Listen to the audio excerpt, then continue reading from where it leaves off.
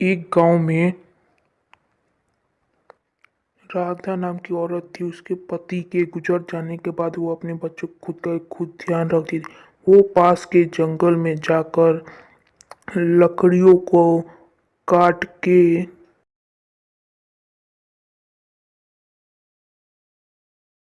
जाकर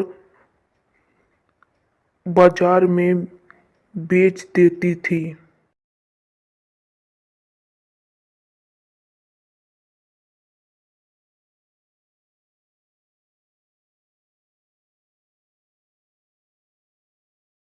फिर वह घर की ओर चल देती थी।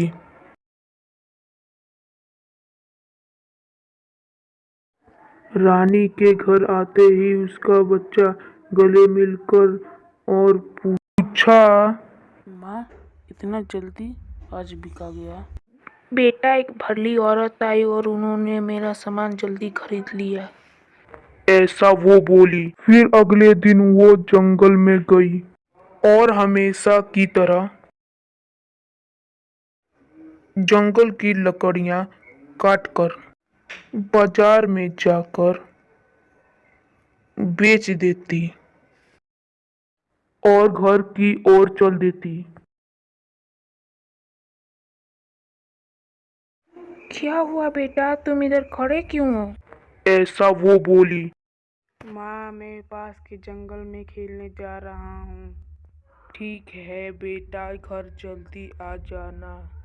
फिर वह जंगल की ओर चल देता है। उसका दोस्त पहले से ही खेल रहा होता है कि तभी शिवम आता है और शिवम इतने जोर से किक मारता है कि जंगल में चला जाता है। फिर उसका दोस्त आके बोलता है कि तुमने बॉल को इतनी जोर से क्यों मारी?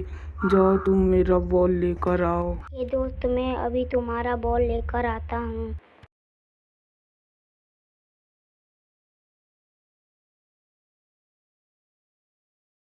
अरे, लगता है यह बॉल लगने से मुर्गी बेहोश हो गई है। चल, इसको घर लेकर चलता हूँ, का इलाज करना होगा।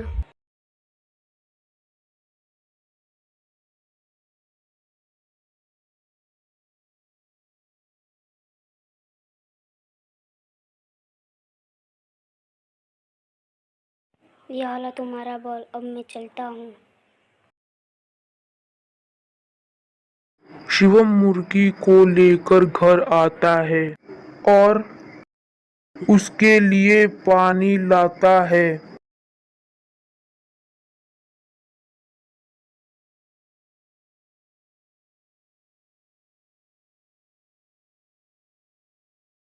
और मुर्गी पानी पीती है और बोलती है कि तुमने मेरी जान बचाई है। तुम बहुत अच्छे लड़के हो। मैं तुम्हें हर सुबह एक सोने का अंडा दूंगी। उस अंडे को तुम बाजार में जाकर बेच दो। तुम्हें खूब पैसा मिलेगा। शिवम ये बात सुनकर बहुत खुश हो जाता है। फिर अगले दिन फिर अपनी माँ को ये सब बताता है तो उसकी माँ आश्चर्यचकित हो जाती है। तभी वह मुर्गी सोने का अंडा दे देती है। तभी राधा सोने का अंडा उठा लेती है।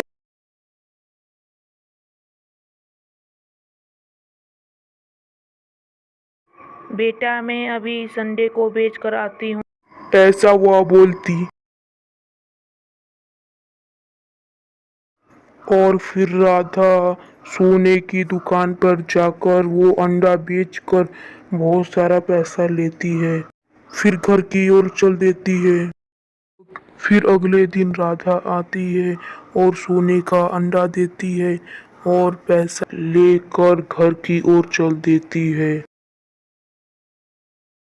और राधा के पास बहुत सारा पैसा आ जाता है और राधा नया घर खरीद लेती है।